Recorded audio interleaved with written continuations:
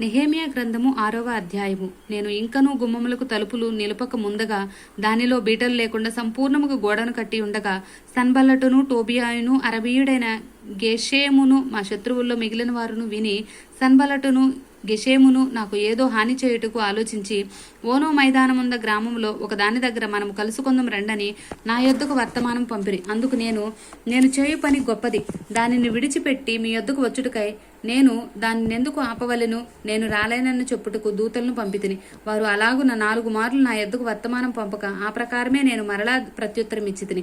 అంతటా 5వ మారు సన్బల్లటు తన పనివాని ద్వారా విప్పియున్న ఒక పత్రికను నా యొద్దకు పంపెను. అందులో వారి పైన రాజుగా ఉండవలనని నీవు ప్రాకారమును కట్టుచున్నావనియు ఈ హేతువు చేతనే నీవును యూదులను రాజు మీద తిరుగుబాటు చేయనట్లుగా నీవు ఆలోచించుచున్నావనియు యూదులకు రాజుగా ఉన్నాడని నిన్ను గూర్చి ప్రకటన చేయుటకు యెరూషలేములో ప్రవక్తలను నీవు నియమించితివనియు మొదలగు మాటలను రాజునకు ఈ సంగతులు తెలియనగుననియు మొదలగు మాటలను అందునిమిత్తము ఇప్పుడు మనము యోచన చేసేదను రండనియు ఈ సంగతి అన్యజనుల వదంతి అనియు దానిని గేషేము చెప్పుచున్నాడనియు వ్రాయబడిను. ఈ పని చేయలేకుండా మేము అశక్తుల మగుదోవనుకొని వారందరూ మమ్మను బెదిరింపజూసిరి. కానీ నేను ఇటువంటి కార్యములను మేమెంత మాత్రమును చేయవారము కాము. వీటిని నీ మనసులో నుండి నీవు కల్పించుకొనుటవని అతని యొద్దకు నేను వర్తమానం పంపితిని. దేవా, ఇప్పుడు నా చేతులను బలపరచుము.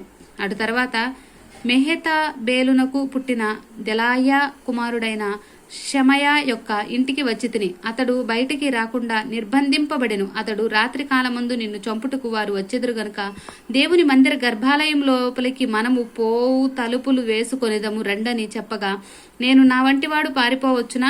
ఇంత వాడనైనా నేను నా ప్రాణమును రక్షించుకొనుటకైనను గర్భాలయమును ప్రవేశించవచ్చునా? నేను అందులో ప్రవేశింపనంటిని. అప్పుడు దేవుడు అతని పంపలేదనియు టోబోనీయును సన్బల్లటును అతనికి లంచమిచ్చినందున నా విషయమై ఈ ప్రకటన చేసిననియు తేటగా కనుగొంటిని. ఇందువలన నాకు భయము పుట్టగా నేను అతడు చెప్పినట్లు చేసి పాపంలో పడుదునని అనుకుని నా మీద నింద మోపునట్లుగా నన్ను గూర్చి చెడు వార్త పుట్టించుటకు వారు అతనికి లంచమిచ్చి ఉండిరి. నా దేవా, వారి క్రియలను బట్టి టోబోయాను సన్బల్లటును నన్ను భయపెట్టవలనని కనిపెట్టి ఉన్న ప్రవక్తలను నోవధ్య అను ప్రవక్తని జ్ఞాపకం చేసుకొనుము. ఈ ప్రకారముగా ఏలూలు మాసము 25వ దినమందు అనగా 52 దినములకు ప్రాకారమును కట్టుట సమాప్తమాయెను. అయితే మా శత్రువులు ఈ సంగతి వినినప్పుడు మా చుట్టూ నుండు అన్ని జనులందరూ జరిగిన పని చూచినప్పుడు వారు బహుగా అధైర్యపడిరి. ఎలయనగా ఈ పని మా దేవుని వలన జరిగినదని వారు తెలుసుకొండ్రి. ఆ దినములలో యూదులు ప్రధానులు టోబియా యొద్దకు మాటిమాటికి పత్రికలు పంపుచూ వచ్చిరి. అతడును వారికి పత్రికలు పంపుచుండెను.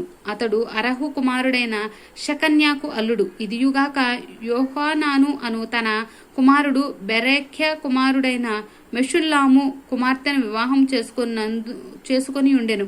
కనుక యూదుల్లో అనేకులు అతని పక్షమున ఉండేదమని ప్రమాణం చేసిరి. వారు నా ఎదుట అతని గుణాతిశయములను గూర్చి మాటలాడుచూ వచ్చిరి. నేను చెప్పిన మాటలు అతనికి తెలియజేయరి. నన్ను భయపెట్టుటకే టోబియా పత్రికలు పంపెను. ఆమేన్.